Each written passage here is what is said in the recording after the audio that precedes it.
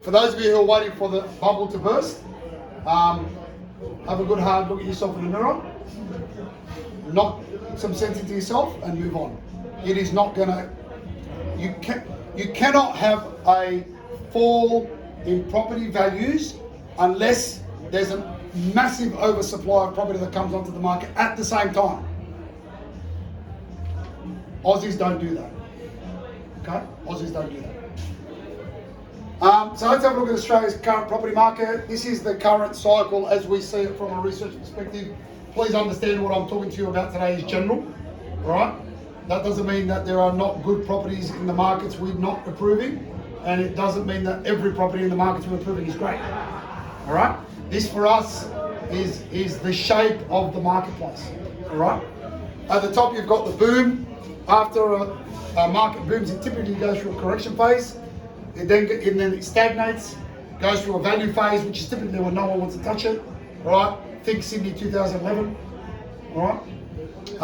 Then it goes through a value phase when people are starting to think, oh, here we go. And then it goes through the danger phase when everybody's buying, right? The frenzy on, which is the most dangerous time, which is Sydney 2021, for example, okay? Based on our research, Adelaide is in the boom phase, so is Hobart. Canberra is in a correction/stagnation phase. It's had some relatively good data recently, but certainly a market we wouldn't put our clients into. Darwin has been stagnating for quite a while.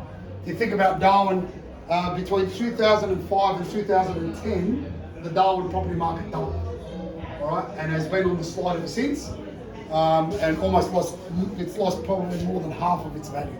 Small markets typically carry greater risks, okay, typically. Perth, stagnant, starting to show some better signs, Perth, fortunately for them. Certainly had a great period there leading into sort of middle of the 2000s, first decade of this century. Brisbane represents some good opportunity, and Melbourne represents great value, and I'm going to show you why in just a second. Whoa, look at that, 2 times. And Sydney's in danger. Okay, Sydney's in danger.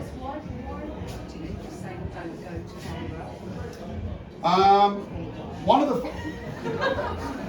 What do you say? Full of politicians. I just want to put it out there, and I hope I don't lose any of you. I cannot stand Chris Bowen, right, the shadow treasurer.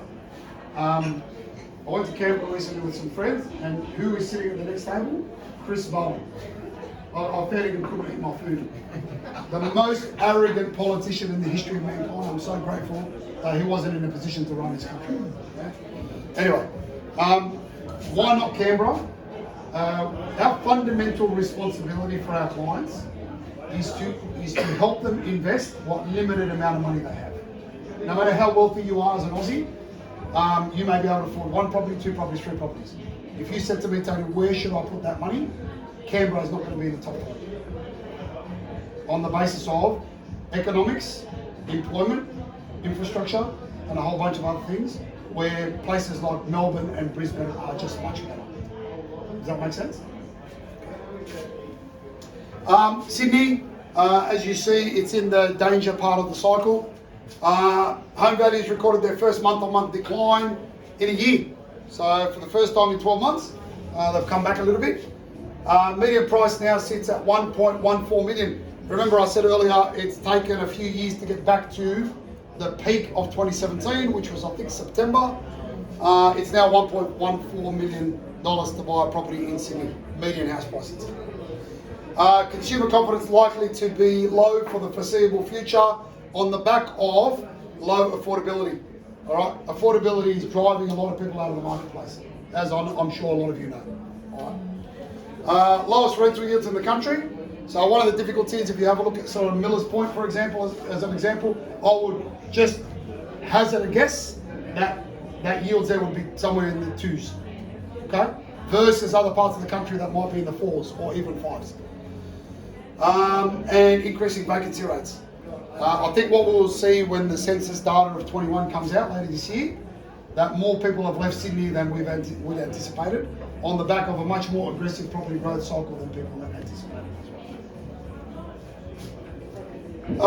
Brisbane, median house price 559,000, 560 odd grand, under 560. That's $250,000 cheaper than Melbourne and $450,000 cheaper than Sydney.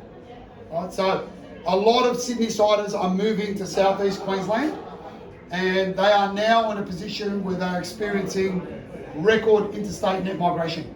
Okay, Brisbane hasn't suffered the same way Sydney and Melbourne have by the closure of borders, because they don't get as many international residents as Sydney and Melbourne do. Okay.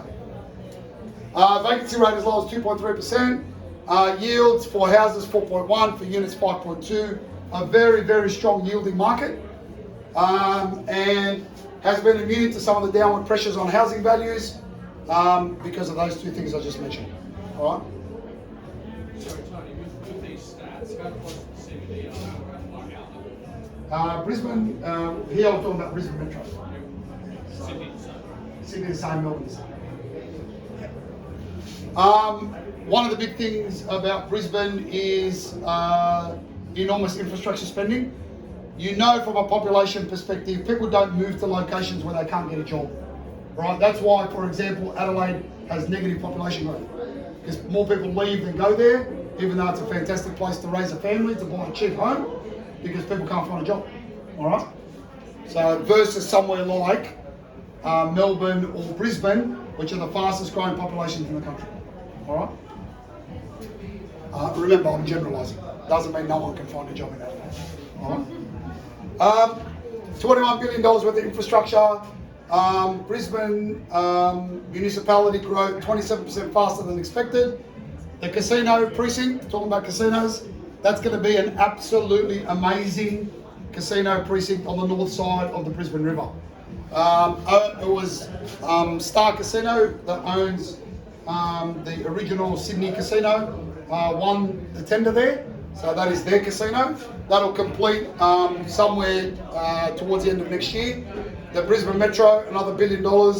The Cross River Rail, the airport runway finished last year, and that's another 1.1 billion.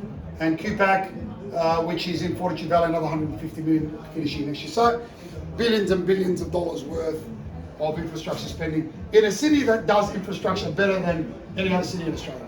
And the benefit for them, of course, I call it the little brother syndrome. You learn from your big brother and the mistakes they make, maybe.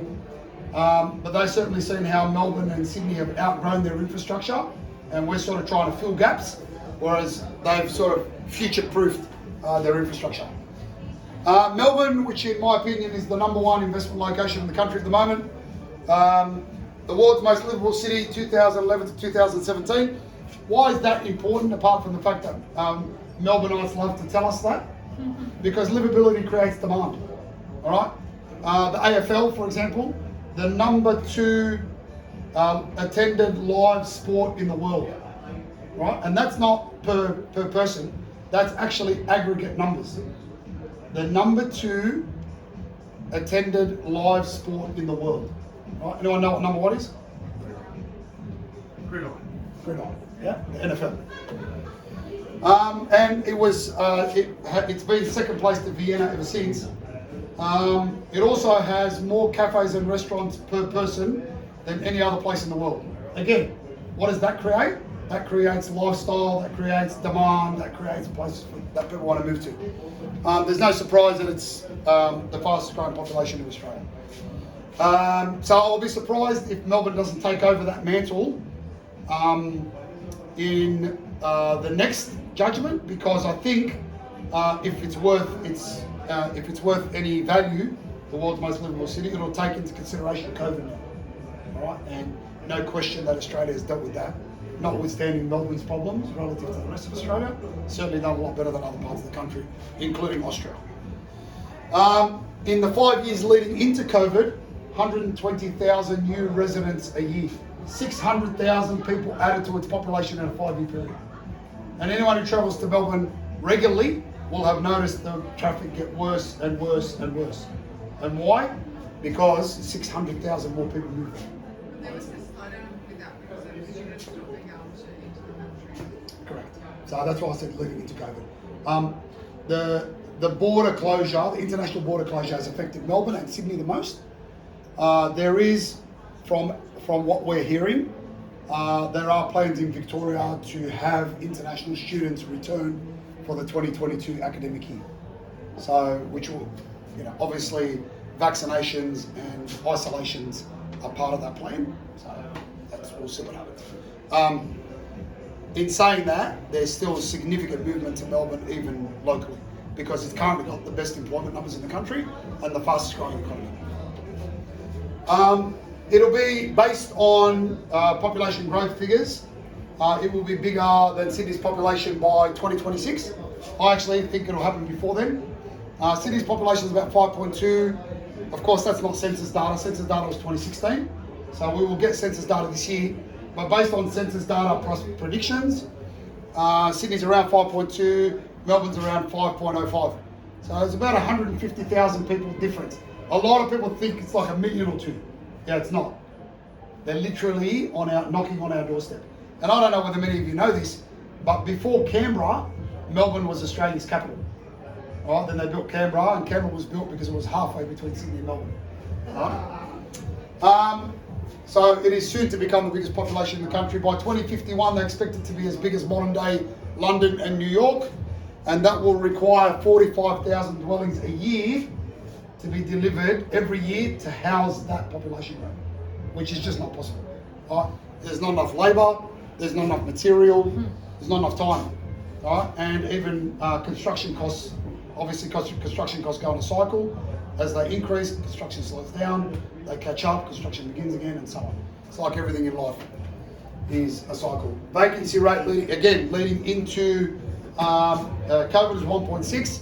The inner city locations that relied on international tenants can be as high as 10% in the inner city. However, in the suburban areas, they're coming back to a balanced market of about 3%.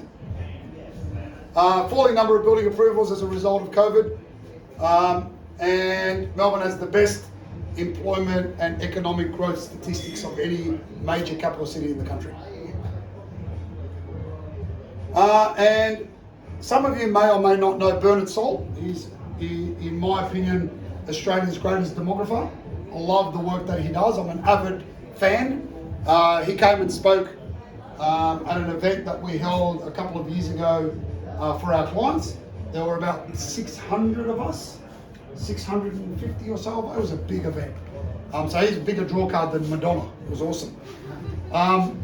But he talked at that event about the big switch, right? So some of you may or may not remember, 25 years ago, Melbourne was broke, right? It was a very, very poor economy. And Jeff Kennett got voted out at the time, all right? Melbourne has been in recovery mode ever since. And we wrote an article recently, a blog, again, you can find that on our website, called The Tale of Two Cities. And it compares how Adelaide and Melbourne were actually relatively similar there for a while. Melbourne went that way, Adelaide went that way. It's like business. You get two businesses that are pretty good, it's like cafes, restaurants. One cafe thrives and goes nuts, and the other cafe dwindles away. Why? Service, food, management, decision making, whatever it might be, right? And that's essentially what happened. And as a result of what they did in Melbourne, people wanted to move there. More jobs, better lifestyle, cheaper property. It was awesome. So the light blue is Sydney, the black is Melbourne. So Sydney was outgrowing Melbourne's population as a percentage for many years, until the year 2002, when Melbourne absolutely wiped the floor with Sydney from a population growth perspective. So you can see Melbourne has consistently been growing at over 2% year on year on year for years. And that was the 5 years between the two censuses. And once we get the 2021 data, we'll add the next 5 years, and you'll see that continues to grow, because we know that 600,000 new residents were added to the Melbourne population in between 15 and 20. All right. And one of the other things that we're looking for when we're conducting our research are market trends. How do we know, and how can we, to a certain extent, predict what's going to happen in the marketplace? What we know about Melbourne and Sydney is historically they move relatively consistently at the same growth rate in a similar amount of time. Right? The only difference is that Melbourne's price is typically 5 years behind Sydney's. Okay? I'll show you what I mean. In 1995, you could have bought a house, median house price in Sydney for 197,000. 5 years later, Melbourne's was 191. In the year 2000, you could have bought a property in Sydney for 287. You said 250, you're pretty close. 287. 3 years later, Melbourne's was 276. There was a bit of an exodus. That's when the big flip started. Big movie. Out of Melbourne into Sydney. I did 2 presentations yesterday. My voice is wants to retire. 2005, $500,000. 5 years later, Melbourne was 520, so I went past Sydney. Again, 620 and 630, 935 and 941. Sydney's now 1.14. Melbourne just ticked over $1 million. Okay, just ticked over $1 million. What does that tell us? That means that in the next 4 years, we need the Melbourne housing market to grow 14% to surpass Sydney's median house price. Now, historically, we know that's happened. But based on what I spoke to you about before, we actually think Melbourne's median house price will exceed where Sydney is today and probably start to bridge that gap moving forward on the back of that population